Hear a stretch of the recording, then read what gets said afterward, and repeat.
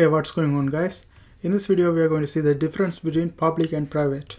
If you look at my previous video, I have created a timer.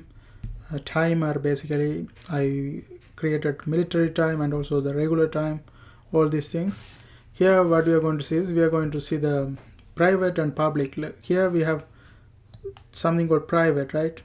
Let's say I'm gonna call this one here in the other class I created. I have this class and I have main class. I want to call this hover to the main class. Now let's see what happens if I call this one. So the class name is apples. So apples object dot hover is equal to, let's equate that one to 7 and call this one right here. And you can see I'm seeing a small error mark right here, because if we have a private we cannot call into the other classes, but if it's public we can definitely do it. Now let's change this one into public, and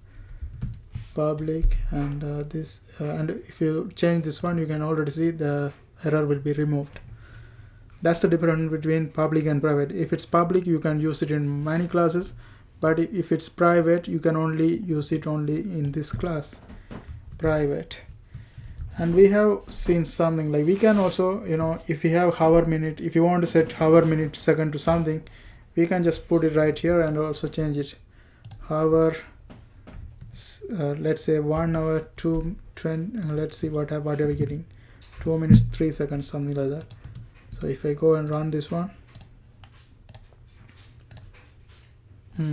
so some errors. Oh, I should get rid of this. Okay. Now you can see we are getting 1 hour 2 minutes 3 seconds AM.